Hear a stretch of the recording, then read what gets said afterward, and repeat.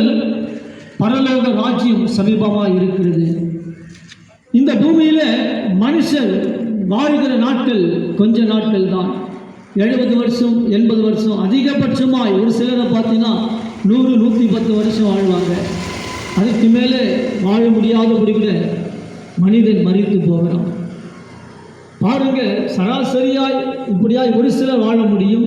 சிலரை பார்த்தீங்கன்னா முக்கால்வாசி மக்களை பார்த்தீங்கன்னா 70 80 வருஷம் அல்லது 90 வருஷம் இப்படி வாழ்வாங்க.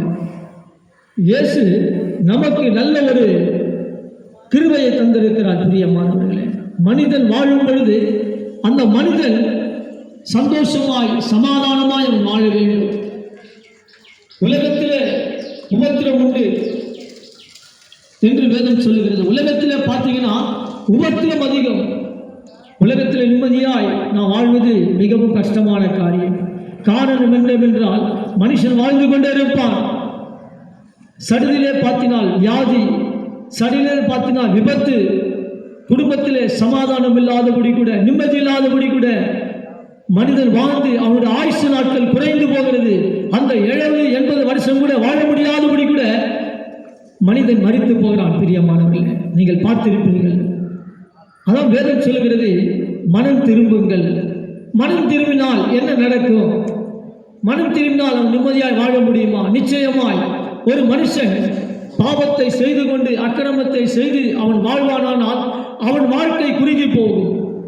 பாவம் செய்கிற எந்த மனுஷனும் ஒரு நாளைக்கு மரணம் என்பது எல்லாருக்கும் உண்டு. பேசுகிற எல்லாருக்கும் உண்டு. வாழ்கிற பூமியில் வாழ்கிற எல்லாருக்கும் உண்டு. ஆனால் பாவம் செய்கிற மனிதன் சீக்கிரத்திலே மரித்து போவான். அவன் மரித்து போனால் அவன் எங்கு போவான்? யோசித்து பாருங்க. சொர்க்க லோகம் போக முடியாது. நாங்கள் சொல்லுகிற வார்த்தை பரலோகம் போக முடியாது. அவன் வேதனைக்குள்ளாய் போகிறான் என்று வேதம் காண்கிறது. பிரியமானவர்களே, அவன் வேதனையிலே போகிறான்.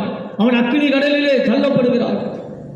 அவன் அக்கினியிலே வெந்து அவன் அப்படியே போகிறான் என்று வேதம் காண்பிக்கிறது. பிரியமானவர்களே, இயேசு கிறிஸ்து அதுதான் சொன்னாரு, பூமியில நீங்கள் வாழும்போது சுகமாய் வாழ வேண்டும். அதற்காக என்ன பண்ணுங்க? மனம் திரும்பி வாழுங்க.